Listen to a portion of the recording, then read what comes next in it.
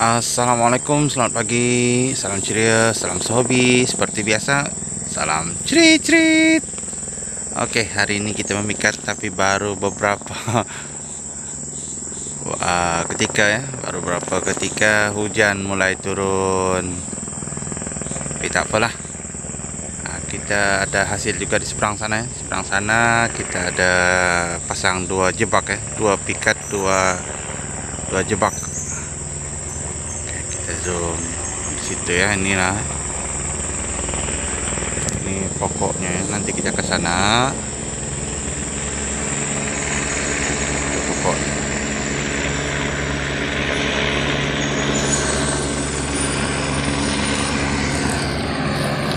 Dan kita pasang piket solo di sini ya, menggunakan pulut. Kita coba ya, percobaan.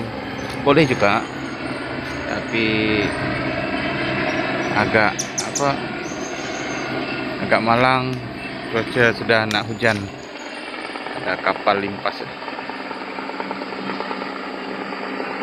Heli lagi limpas sana.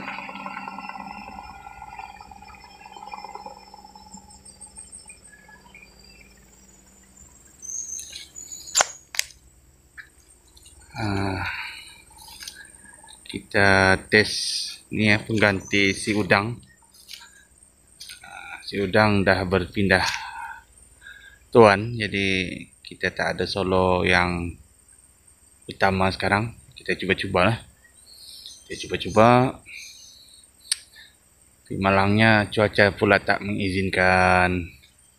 Kita pasang 1, 2, 3, 4, 5, 6 pulut, 6 getah.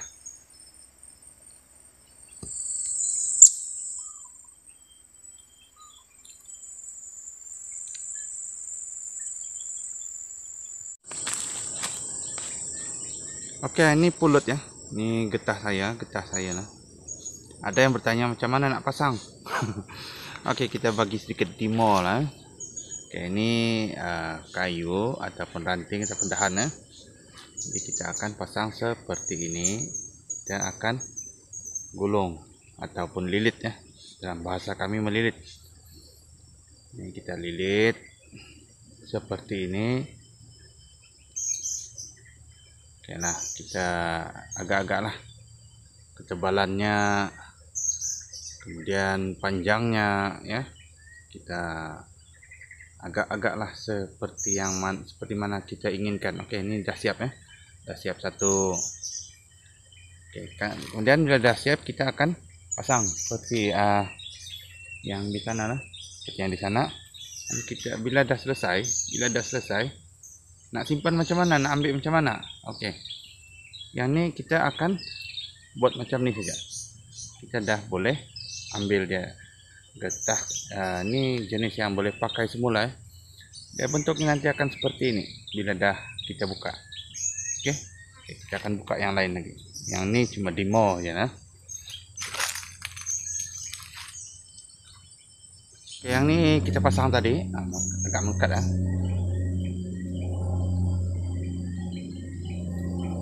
Dan bila kita dah siap, dah nak pulang, kita cuma buka dia semula dari ranting yang kita pasang getah ni ya. Dia tak ada melekat, tak ada tinggal sisa apa semua ya. Dia tak ada tinggal. Oke, ini untuk jenis teknik jepit ya. Kalau kita nak pasang, kita boleh menggunakan teknik ni ataupun kita boleh ikat ataupun selit di sangkar. Itu terpulang pada kreativiti kita lah. Oke, jom kita pergi ke pikat yang kita pasang dengan jebak di sebelah sana tadi, sebelah yang saya tunjuk. Jadi, memang ada hasil. Kita boleh dengar dari sini bunyi ngek ngek ngek. Oke, ya jom.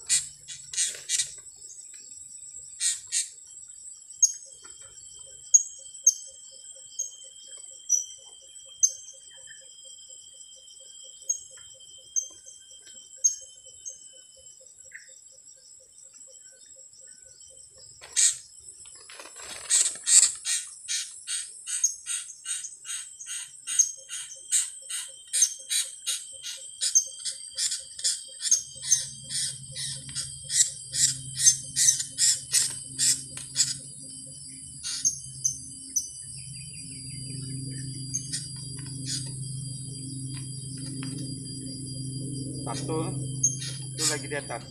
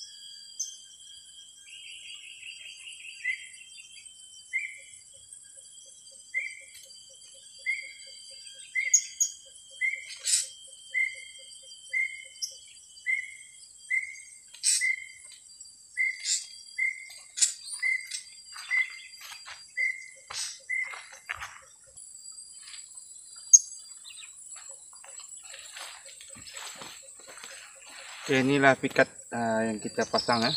Pasang yang ini dapat dua ekor, dan yang ini pun dapat 2 ekor ya.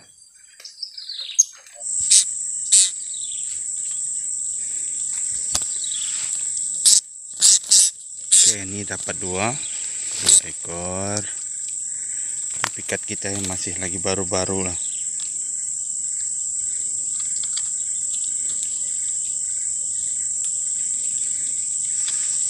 Dan ini pula si Solo ya. Si Solo baru dua kali beraksi, dua-dua ada mendapat. Yang sebelum ini dia dapat dada merah ya. Nanti kita akan selit lah sini.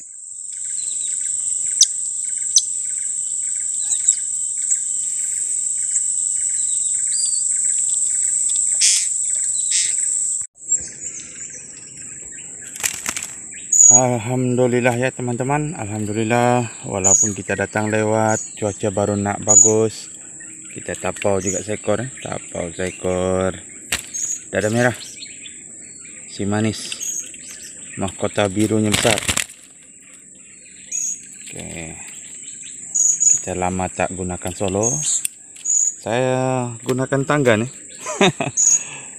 Tapi tak apa lah, ini masih lagi ada tali. Itu di bawah sana yang tadi saya tunjukkan awal, itu dia ya, yang anakan. Sesi latihan dia orang di bawah saja.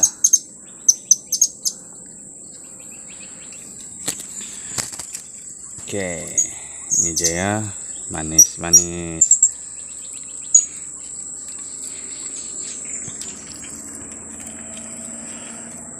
Manakala seekor tuh di sana, dekat saja.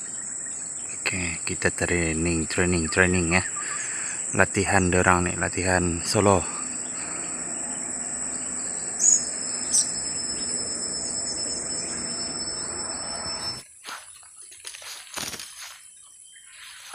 Oke, nah, inilah hasil kita, 2 di sebelah sini, 2 di sebelah sini.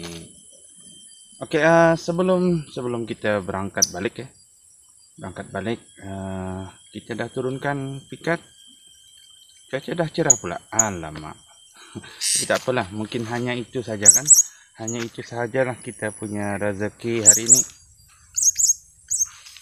Oke, saya mendapat beberapa pertanyaan yang hampir serupa daripada rakan-rakan bertanya dan mengatakan bahwa tempat kami susah nak dapat, keras. Oke, keras. di mana-mana pun sama sebenarnya. Tak ada lah namanya istilah yang mudah lah, tak ada istilah yang mudah. Sebab itulah kita kena sentiasa upgrade teknik, upgrade pengetahuan tentang serindit ni, tentang serindit. Macam mana kita nak mengatasi masalah? Contoh lah contoh, setiap kali kita memikat, kita kena tanamkan satu misi iaitu berhasil. Ataupun kita nak, kalau boleh, bahasa di sini kita bilang tidak kumpau. So macam mana kita nak memastikan kita tidak kumpau? Ada beberapa cara. Dia bergantung kepada teknik memikat, teknik memilih burung sebagai pikat, dan usaha. Okey, keras. Persoalannya tadi keras, tidak mau hinggap. Kalau hinggap pun anakan saja. Okey. Pertama kita kena tahu benda ni bila sudah berulang kali, walaupun serindit dikategorikan sebagai unggas binatang hewan ni tidak mempunyai akal, tidak berakal, tetapi mereka mempunyai naluri. Okey. Dan kita sebagai manusia pula diberikan akal dan ada naluri juga. Dua tu ada, berbeza dengan dua bias satu lah. Tidak akan kita tumpas kepada yang mempunyai hanya satu. Sedangkan kita diberikan kelebihan satu lagi, iaitu dua, naluri dan akal. Okey. Nampak bunyi macam kasar, tapi bukan kasar. Kita berkongsi saja, dan pendapat saya ini tidak mewakili kepada pendapat pemikat-pemikat lain. So saya menjawab di sini lebih senang lah. Kalau ada yang bertanya, saya akan forward video ni supaya tidak perlu berulang kali lah kita jawab benda yang sama kan. Okey.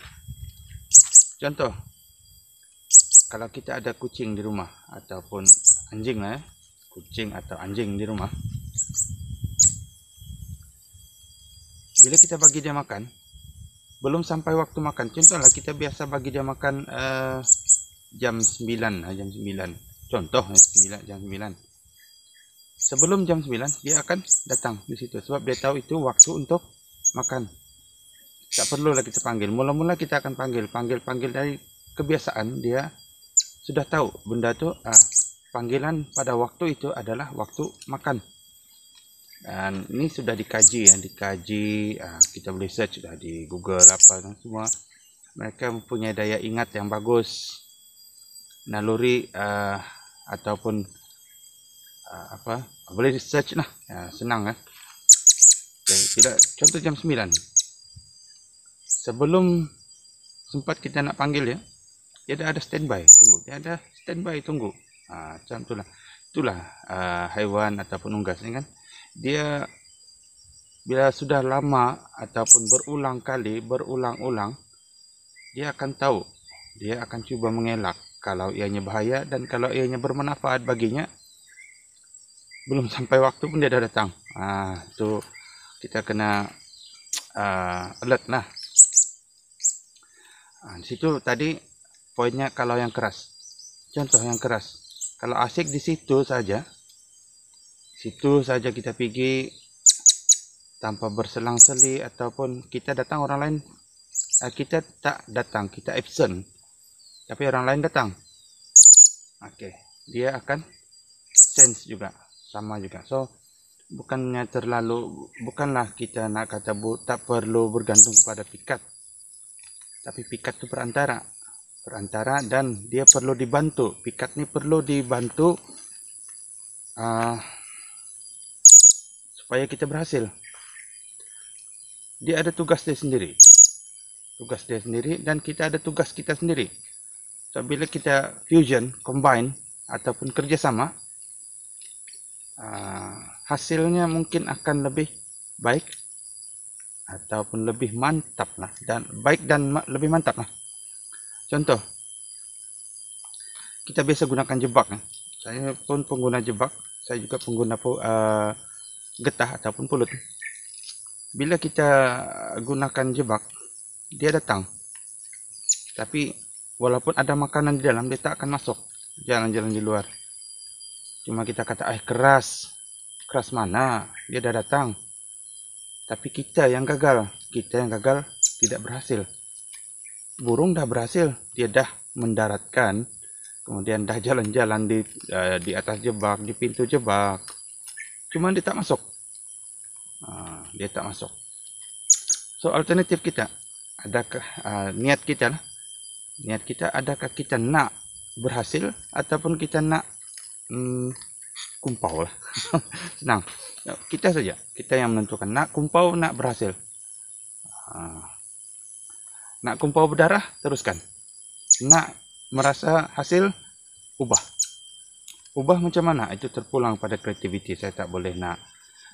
Ini cuma pandangan saya lah. Kadang-kadang kita asyik bergantung ataupun terikat kepada cara lama. Cara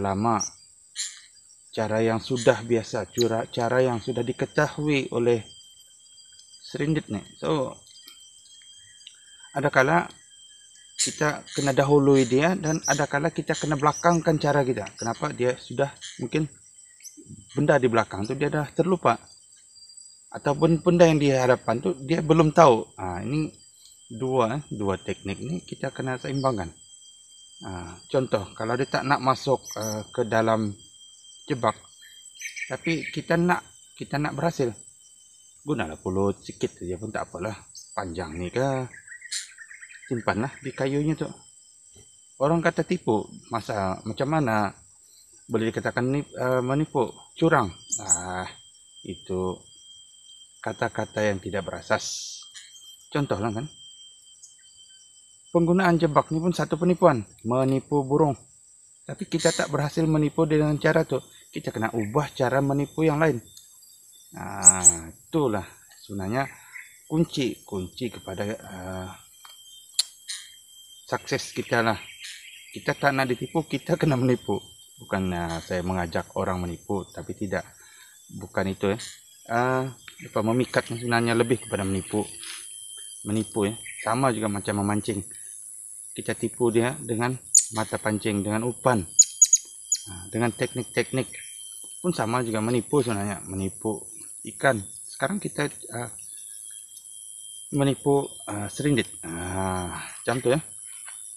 Okey, kalau yang tak mau limpas tapi keras, tak mau hinggap, jangan fikir. Biasanya yang tak mau hinggap ni dada merah ataupun betina tua. Bermakna dia bukan sekali berbalik kepada cerita yang awal tadi. Kita ada kucing atau anjing, dia boleh tahu, kita panggil dia kenal. Orang lain panggil belum tentu dia mau. Dia pun ada naluri dia ada sense dia sendiri. So, bila kita panggil di area tu, kita pikat lah maksudnya di area tu, dia tak mau, cuba pindah sedikit dari area tu, insyaAllah dia akan mau. Kalau belum mau lagi, maknanya dia masih dalam lingkungan tu dia dah target, ada sen bahaya, ada merasa bahaya, kita pindah jauh sedikit. So, dia ada sempadannya di mana dia akan rasa selamat dan rasa terancam. So, itulah yang kita kena ubah. So, keras dia tak mau. Okey, macam itulah, macam kita panggil. Contoh ayam lah, kalau orang-orang kampung kita senang. Ayam, kalau kita nak perlu dia untuk sembelih, kita panggil. Susah nak dapat. Tapi kalau bukan masa sembelih, tak panggil pun dekat kaki dia, senang-senang tangkap. Tapi kalau kita ada niat nak benda tu baik, kita simpan awal lah, kurung atau apa. Kalau masa itu juga baru kita nak tangkap, panggil pun dia tak datang. So itu salah satunya yang boleh kita jadikan pedoman juga. Sebab apa? Contoh lah kan, contoh. Ini teori saya saja lah, teori saja. Bencana alam, manusia belum tahu apa-apa. Walaupun kita ada pengukur skala Richter, apakah boya kan. Tapi binatang, menurut sumber yang kita dengar-dengar lah kan, beberapa hari sebelum itu pun dia boleh merasa, dia boleh rasa, maknanya dia boleh kesan bahaya lah.